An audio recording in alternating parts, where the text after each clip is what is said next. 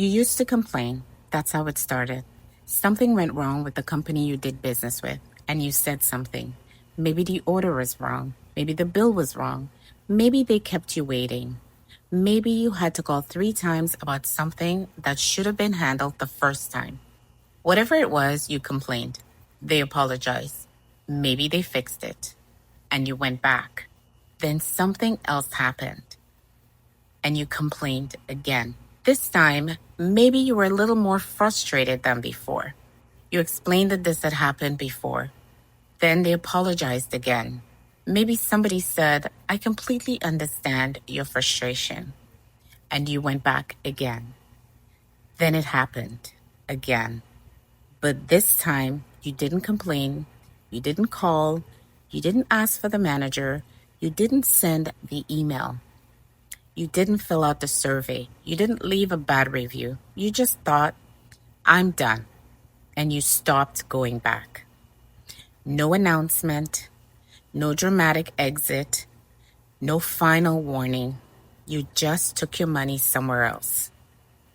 And there's a good chance they have absolutely no idea why. Now, here's the part I can't stop thinking about. From the company's side, things may have looked like they were getting better. Think about it. Your complaints, down. Your calls, down. Your escalations, down. Your angry emails, gone.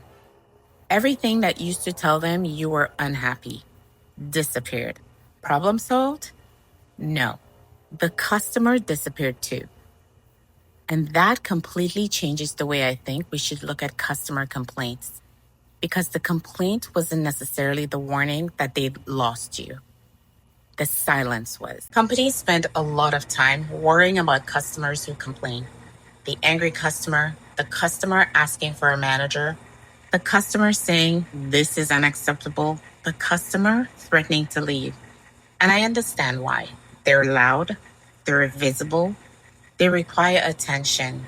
But I think companies make a huge mistake when they assume the customer making the most noise automatically is the customer who's already gone. Because when you're complaining, you're still there. You're still calling, still emailing, still explaining, still waiting on hold, still giving them another opportunity to fix it. You were still investing effort into the relationship. And that's what makes complaints so interesting. A complaint isn't only evidence that something went wrong. Sometimes it's evidence that the customer still believes something can be made right. Think about that. Why bother complaining to a company you've already completely given up on? Why spend another 40 minutes on hold? Why write another email? Why explain the problem for the 4th time? Why ask for another manager? You do it because some part of you still believes maybe this time they'll fix it. There's still something there worth saving. Research on complaint behavior and service recovery backs up the broader point. Complaints and how companies respond to them can materially affect subsequent loyalty and purchasing. Customers who experience failures and don't complain are also a distinct and important group to understand, the SAGE journals. So the customer complaining to you isn't necessarily your worst customer. They may actually be giving you something incredibly valuable, another chance. And this is where I think this becomes much bigger than customer service, because people do this everywhere, every day. At work, in friendships, in relationships, inside organizations. At first, people speak. They ask, they explain, they raise the issue, they try again. And if nothing changes, sometimes they get louder. But eventually, something else can happen. They stop trying. That's the part we often miss. Because silence can look like peace. The employee stopped raising the issue. Great. The customer stopped complaining. Great. Nobody's arguing anymore. Excellent. Except silence isn't always agreement. And silence isn't always satisfaction. Sometimes silence is disengagement. Something has happened internally before anything changes externally. The person has stopped expecting a different outcome. That's why the customer who disappears can be so difficult for company to understand. There may never be one catastrophic incident, no viral post, no screaming match, no dramatic, "you've lost my business." Sometimes it's much quieter than that.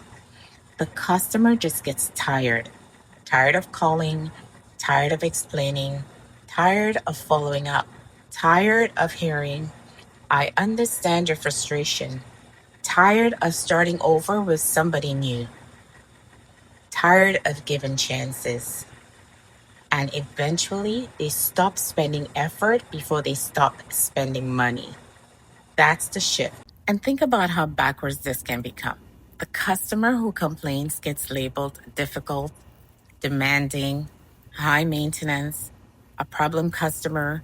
But that customer is giving the company information. They're telling you, here's where the experience broke. Here's what happened. Here's what I expected. Here's what didn't happen. Here's what you could potentially fix. They're practically doing diagnostic work for you.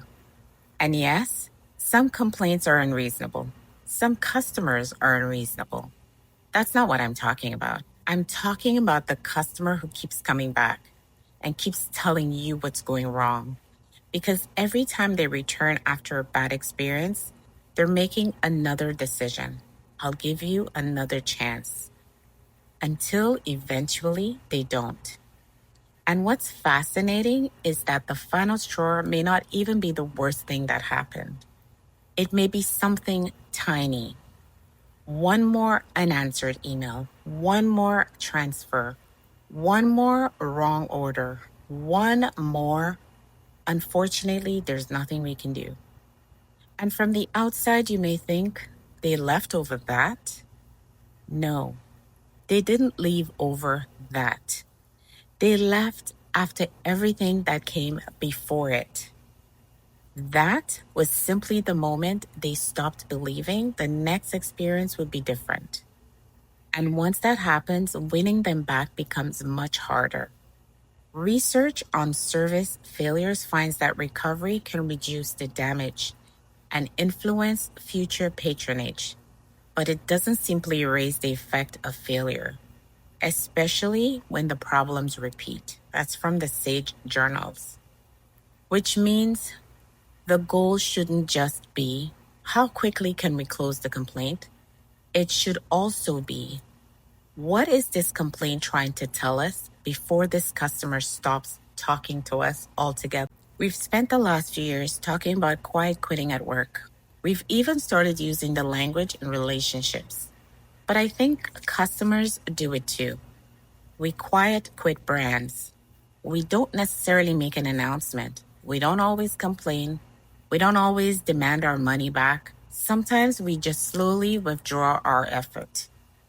We stop checking first. We stop recommending, stop giving another chance, stop caring whether they fix it, and eventually stop going back. That's why companies should be very careful about celebrating a reduction in complaints without understanding why complaints went down. Maybe the experience really did improve.